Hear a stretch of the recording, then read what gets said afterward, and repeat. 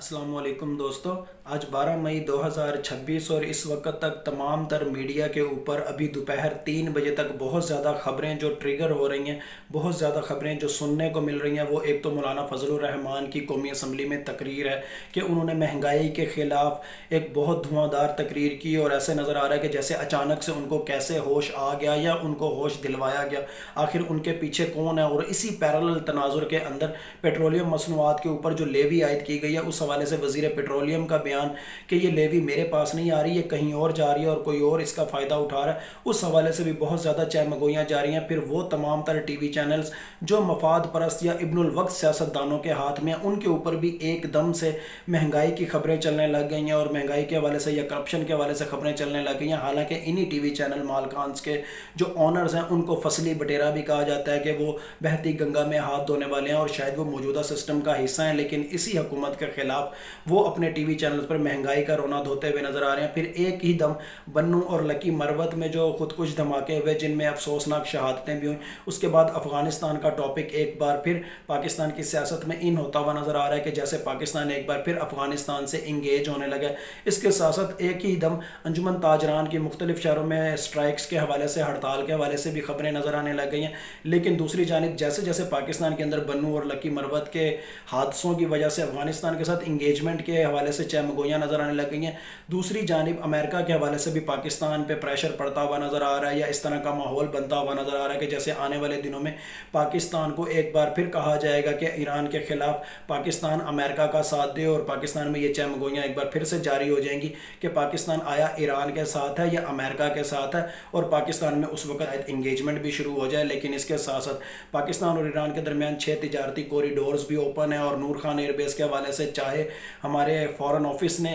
تمام تر الزامات ریجیکٹ بھی کیے ہیں، لیکن چہمگوئیاں سوشل میڈیا پر بہت زیادہ جاری ہیں۔ پھر اس کے ساتھ ساتھ اسرائیل کا سرکاری ٹی وی چینل I-24 وہ اس وقت خبریں جاری کر رہا ہے کہ امارات، متحدہ عرب امارات، وہ ایران کے اوپر خفیہ حملوں میں ملوث ہے۔ حالانکہ ایک طرف اسرائیل اور دبئی ابوظہبی کا آپس میں بہت زیادہ اسٹریٹجک الائنس بھی نظر آ رہا ہے، لیکن دوسری جانب واضح طور پر یہ خبر جو I-24 پر چلی کہ متحدہ عرب امارات نے ایران کے اوپر خفیہ حملے کیے ہیں، واضح طور پر یہ چیز ظاہر کر رہا ہے کہ یہودی جیسے بھی ہو جائیں، جتنا مرضی مسلمانوں کے ساتھ دوستی کا بھرم رکھ لیں، اندر سے مسلمانوں کے خلاف ہوتے ہیں، اندر سے مسلکن یا مذہبی بنیادوں پر ایک دوسرے کو لڑوانے کی سازشیں کرتے رہتے ہیں، تاکہ بیک ڈور کہیں نہ کہیں خود مضبوط ہوتے رہیں اور مسلمان آپس میں لڑ لڑ کے کمزور ہوتے رہیں۔ اس کے ساتھ ساتھ اور بھی بہت زیادہ خبریں ہیں، اور ایک سوال پاکستان کی سیاست کے حوالے سے کہ عمران خان کیسے باہر آئیں گے، 28ویں ترمیم کے حوالے سے بھی بہت زیادہ خبریں سننے کو مل رہی ہیں۔ نون لیگ اور پیپل پارٹی کے آپس میں اجلاس بھی جاری ہیں، لیکن دونوں کو نہیں پتا کہ 28ویں ترمیم کا مسودہ کیا ہوگا، نئے صوبے بنیں گے،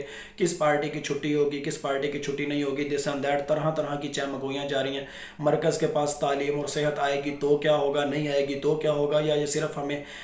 دباؤ میں لانے کے لیے اس طرح کی باتیں کی جا رہی ہیں، یا حقیقتاً اس قسم کی کوئی امینڈمنٹ آ رہی ہے۔ نہ نون لیگ کو پتہ ہے، نہ پیپل پارٹی کو پتہ ہے، اور دونوں اپنے اپنے گھر، اپنی اپنی سیاست یا اپنی اپنی دولت بچانے کے حوالے سے کہیں نہ کہیں پریشانی کے عالم میں بیٹھے ہوئے ہیں۔ لیکن یہاں پر میں آپ کے سامنے اپنی پریڈکشنز شروع کرنے سے پہلے نومبر 2023 کے ایک ولاگ کا حوالہ دے دوں، تاریخ بھی آپ کے سامنے موجود ہے۔ میں نے آپ کو تب بھی کہا تھا کہ عمران خان ہو جائیں، PTI ہو جائے، فلسطین یا ایران یا پبلک مینڈیٹ، ان کے دشمن آپ کو دوسری سائڈ پر اکٹھے ہوتے ہوئے نظر آئیں گے، اور عنقریب پاکستان کے اندر یہ تمام لوگ آپ کو ایکسپوز ہوتے ہوئے نظر آئیں گے، جو اینٹی عمران خان ہے، اینٹی PTI ہے، اینٹی فلسطین ہے، اینٹی ایران ہے، یا اینٹی پبلک مینڈیٹ ہے۔ یہاں پر میں زورواسٹن نیومرولوجی کے حوالے سے تو آپ کے سامنے بات کروں گا، لیکن ہمیشہ کی طرح ایک چیز آپ کے سامنے واضح کرتا چلوں کہ اگر آپ میں سے کوئی مجھے آسٹرولوجر سمجھتا ہے تو وہ میرا ولاگ بالکل بھی نہ دیکھے۔ اگر آپ میں سے کوئی نیومرولوجی کو نعوذ باللہ کوئی غیب کا علم سمجھتا ہے اور سائیکو اینتھروپولوجی نہیں سمجھتا تو وہ بھی میرا ولاگ بالکل نہ دیکھے، کیونکہ نیومرولوجی پیور سائیکو اینتھروپولوجی ہے۔ اور اس کے ساتھ ساتھ اگر آپ میں سے کوئی اسٹیٹ سائیکولوجی کو یا مائنڈ ریڈنگ کو سائنٹیفک نالج سے ہٹ کے کوئی عجیب یا ماورائے فطرت کوئی علم سمجھتا ہے تو تب بھی میرا ولاگ بالکل بھی نہ دیکھے۔ میرا ولاگ توہم پرستوں کے لیے بالکل بھی نہیں ہے، یا شرکیہ عقائد کے حامل لوگوں کے لیے بالکل بھی نہیں ہے، یا ڈیجیٹل کوفیوں کے لیے بالکل بھی نہیں ہے۔ मेरा व्लॉग सिर्फ और सिर्फ उन लोगों के लिए है जो हर बात को लॉजिकली स्टडी करते हैं, जो हर बात को रीज़न के साथ स्टडी करने की कोशिश करते हैं, जिनके अंदर क्रिटिकल थिंकिंग होती है। अब पाकिस्तान के हवाले से अगर पॉलिटिक्स के बारे में बात की जाए, मिलिट्री पॉलिटिक्स का बहुत ज़्यादा चर्चा हो रहा है, 28वीं तरमीम का बहुत ज़्यादा चर्चा हो रहा है, मार्का हक के हवाले से भी बहुत ज़्यादा चहमगोइयाँ जा रही हैं कि एकदम जगह जगह मार्का हक के हवाले से पोस्टर लग रहे हैं, कहीं ना कहीं मरीम नवाज़ की भी उसके ऊपर तस्वीरें, तो कहीं मरीम नवाज़ का अगले सेटअप में कोई बड़ा किरदार तो नहीं होने जा रहा, या क्या वाकई 28वीं तरमीम की सूरत में परवेज़ मुशर्रफ का सा सदारती मॉडल तो पाकिस्तान में अप्लाई नहीं होने जा रहा। दिस एंड दैट मुख्तलिफ किस्म की चहमगोइयाँ। लेकिन यहाँ मैं एकेडमिकली बात करना चाहूँगा, डॉक्टर हसन अस्करी की चारों किताबों का भी हवाला दूंगा, या पूरी दुनिया के अंदर मिलिट्री साइकोलॉजी के हवाले से जो किताबें लिखी जा चुकी हैं जिसमें मिलिट्री पॉलिटिक्स का जिक्र किया गया है, उस हवाले से अगर आपके सामने मैं बात करूँ तो 4 पॉइंट मैं बहुत ज़्यादा आपके सामने जो मुतवातिर हम स्टूडेंट्स को पढ़ाते भी हैं, खुद भी जब स्टूडेंट्स से तो हर क्लास के अंदर चाहे MA चाहे MPhil चाहे PhD हमने पढ़े भी सही, हमारे टीचर्स ने भी हमें पढ़ाया और हम भी स्टूडेंट्स को बताते हैं।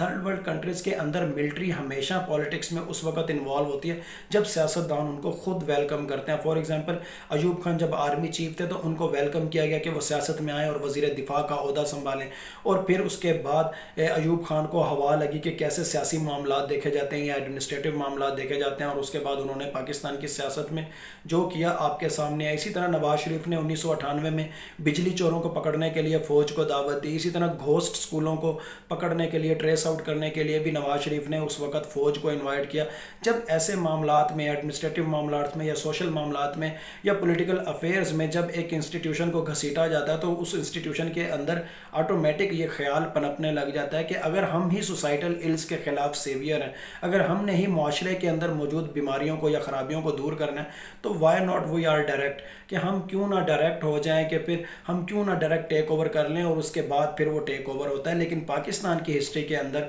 एक चीज़ बहुत ज़्यादा वाज़ेह तौर पर देखी गई है, वो ये कि जब भी खित्ते के अंदर अमेरिका को पाकिस्तान की ज़रूरत होती है और अमेरिका को लगता है कि हम जो ऑर्डर दें पाकिस्तान से उसके ऊपर कन्वर्सेशन से हट के, बहस मुबाहिसे से हट के डायरेक्ट यस का नाम लफ्ज़ सुनने को मिले, तो उस वक्त पाकिस्तान के अंदर मार्शल लॉ लगा दिया जाता है। फॉर एग्जांपल जब अमेरिका को सोवियत यूनियन के ख़िलाफ़ पाकिस्तान की ज़रूरत थी, अयूब खान को इन कर दिया गया, और उसके बाद U2 का इंसिडेंट है और उसके बाद सोवियत यूनियन का उस पर रवैया या रद्द अमल, वो सारी दुनिया ने देखा। आप में से जो पॉलिटिकल साइंस या इंटरनेशनल रिलेशंस के स्टूडेंट हैं वो भी इस हवाले से जानते हैं। फिर इसी तरह ज़िया-उल हक के दौर में जब अफ़गान जहाद का आगाज़ हुआ, उसके सम्राट आज तक पाकिस्तान भुगत रहा है, लेकिन अमेरिका को क्योंकि उस वक्त पाकिस्तान की ज़रूरत थी, जुल्फ़िकार अली भुट्टो की गवर्नमेंट को टॉपल आउट किया गया और ज़िया-उल हक को इस हवाले से इन किया गया। हालांकि हेनरी किसिंजर अपनी किताब में लिख चुके हैं कि 1970 में ज़िया-उल हक को बता दिया गया था कि you will be the next president of Pakistan. लेकिन खैर ये तो यूनिवर्सल फिनोमिनाज है कि किस तरह किसी मुल्क के अंदर फ़ौज मिलिट्री के अंदर अपना किरदार अदा करती है, या अमेरिका किस तरह किसी मुल्क के अंदर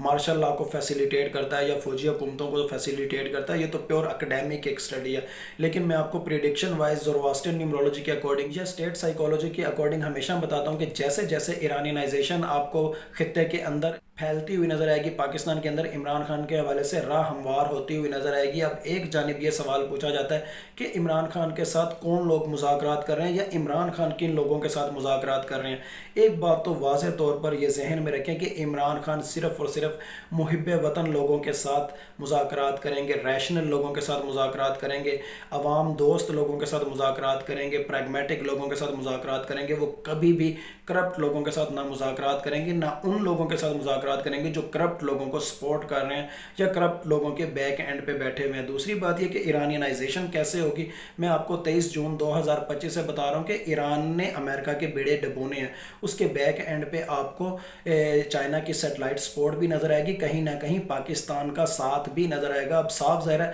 कि पाकिस्तान अगर ईरान का साथ देगा तो इसमें वो लोग इन्वॉल्व होंगे जिनके दिलो जान अमेरिका के साथ नहीं धड़कते, या जिन्होंने रिटायरमेंट के बाद अमेरिका जाकर नहीं रहना, वो लोग ही इसके अंदर इन्वॉल्व होंगे जो पाकिस्तान की जानिब से ईरान का साथ देते हुए नजर आएंगे। लेकिन ये जो आपको फजलुर रहमान एकदम से इन होते हुए नजर आ रहे हैं, एकदम से पेट्रोलियम लेवी के वाले से बातें नजर आ रही हैं, एकदम मफाद परस्त सियासतदानों के टीवी चैनल्स पर भी महंगाई का रोना धोना नजर आ रहा है, एकदम अंजुमन ताजरान भी बहुत ज़्यादा पाकिस्तानी सियासत के अंदर ट्रिगर होने जा रहे हैं और उनकी जानिब से हड़ताल का ऐलान सुनने को मिल रहा है। मैं आपको हमेशा से कहता हूँ कि एक तरफ इस सारे अमल के दौरान जब इंटरनेशनली आपको ईरानियनाइजेशन होती हुई नजर आ रही होगी, पाकिस्तान के अंदर एक तरफ मसनूई तौर पर मोहम्मद बिन सलमान मॉडल या मसनूई तौर पर कल्चरल रेवोल्यूशन या मसनूई तौर पर अकाउंटेबिलिटी नज़र आएगी, लेकिन दूसरी जानिब हकीकी मानों में कहीं ना कहीं कल्चरल रेवोल्यूशन की इब्तदा या उसकी जड़ें मजबूत होती हुई नज़र आ रही होंगी। एक तरफ तो आपको मसनूई तौर पर टोटलिटेरियनिज्म या अथॉरिटेरियनिज्म इन होता हुआ नज़र आएगा, उसके अंदर कहीं ना कहीं कुछ अच्छी बातें भी ज़ाहिर आपको नज़र आ रही होंगी,